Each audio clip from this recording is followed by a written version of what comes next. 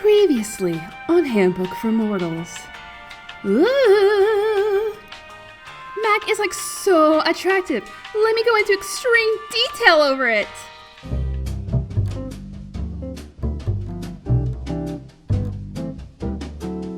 So, I feel like an introduction is in order for this chapter. My usual method for covering these so far is to read and write my reactions simultaneously or in little chunks. It's inconsistent pacing and overspoken padding made for what felt like at least a consistent slog. However, this chapter is different. This chapter comes across to me as Saram's version of Twilight's chapter 13. Just that part though, there's gonna have to be another scene where Sherry reveals her magical secret, and that'll be this part's equivalent. Handbook for Mortals was a screenplay first, and this chapter feels like the most thematic one so far. But I'm doing what Saram should have done, and I'm breaking this rather meaty boy up into a two-parter to ensure I can cover everything.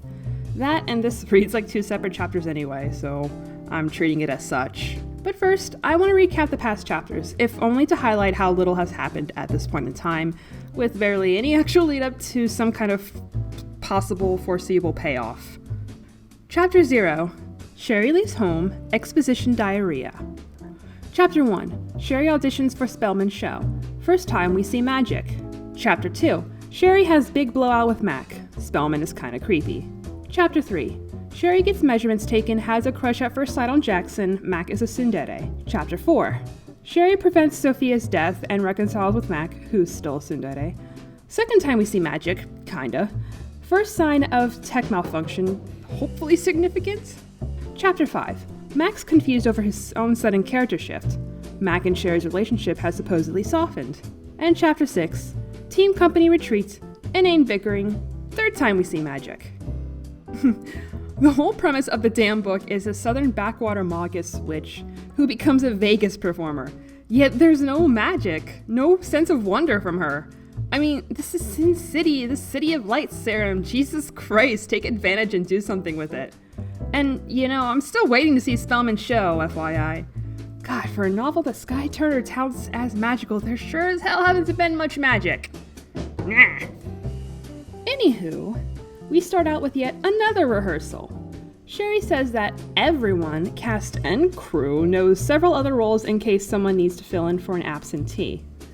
Everyone also needs to have a backup in case they get hurt, or need to go to a wedding, or get sick, or something.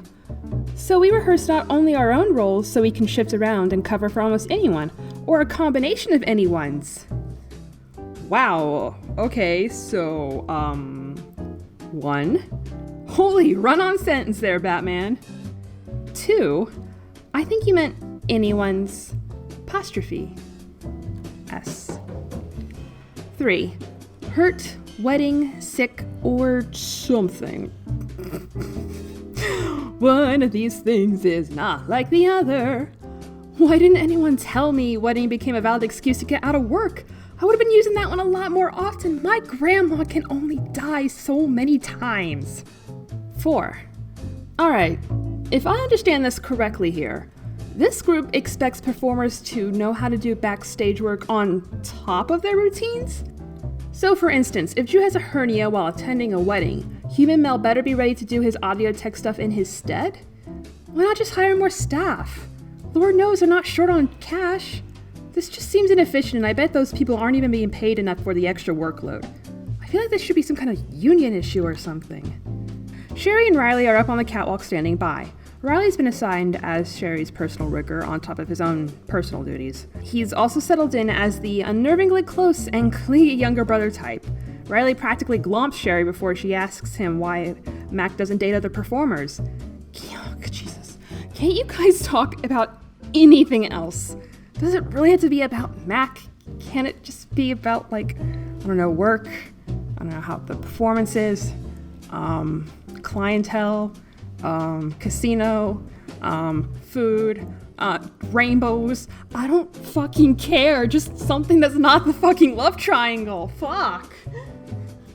But anyway, Riley relays what Tad once told him. The short version is that there was a performer here, Clara Faust. Mac was young and new, and he fell completely in love with her. Okay, that is a baller name. I don't even care that it screams major antagonist. One night, Clara and Max slept together, and he thought they were going to be a couple, but she just treated it as a simple hookup. And if the story just ended there, I'd call Mac a clingy child who couldn't take a hint.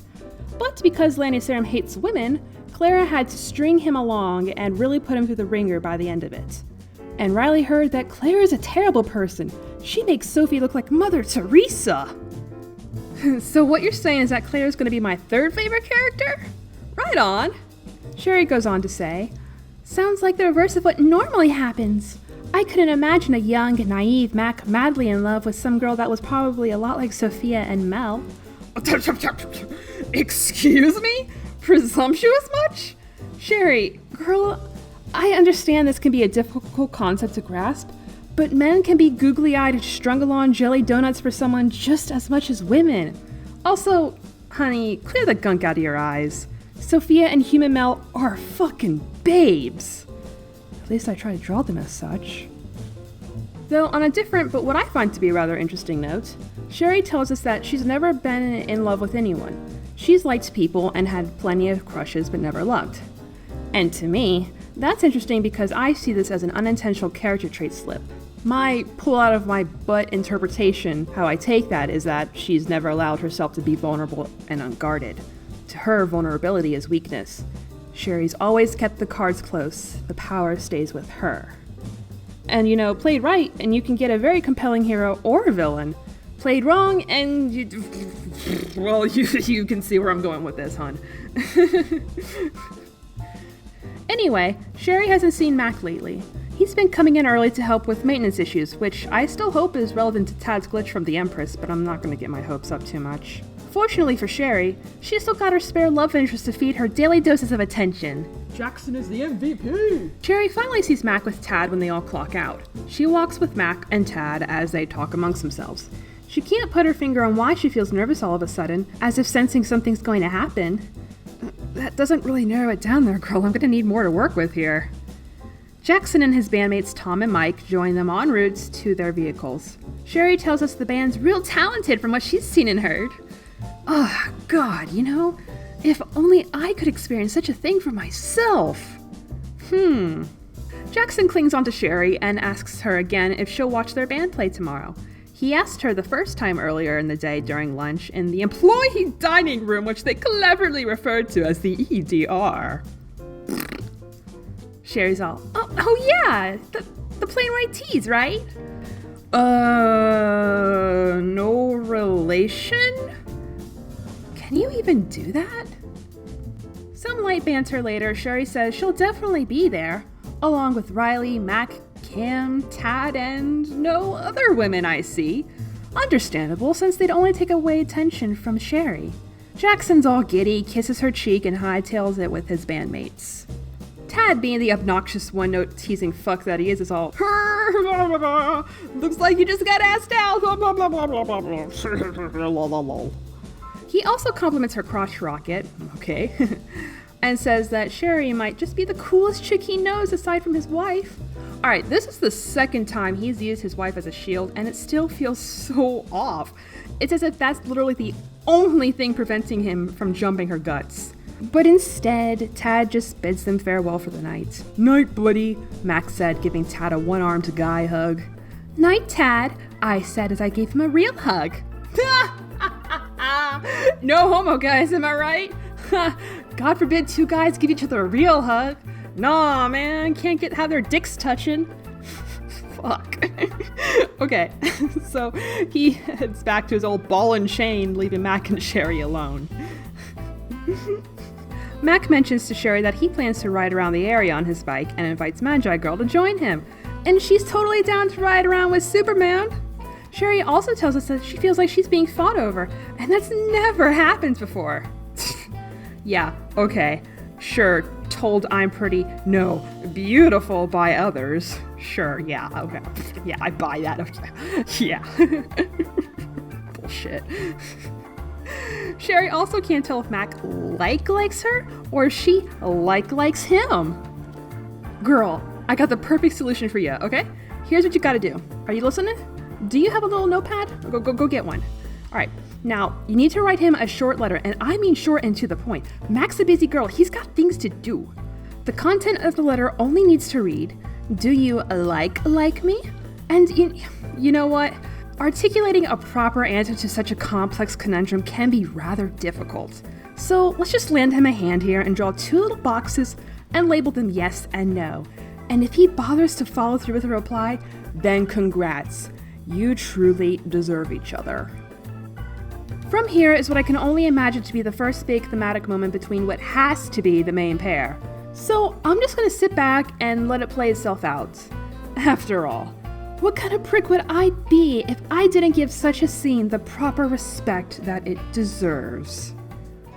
The two ride through the brightly lit strip, and Sherry is marveled for 2 complete sentences. They zoom out onto the remote highway for a while, till it suddenly starts to rain. There's an old abandoned convenience store with an overhang in the distance. They park there and wait out the rain, huddled real close under the tiny overhang. Mac lights up a cigarette, and Sherry shivers from the rainy chill. Her breath deepens as she gazes up at him. Just a few chapters ago, they couldn't stand being near one another. And here she is now, 34% in, and wanting to inch closer to him. Mac finally notices Sherry shivering and engulfs her in his jacket.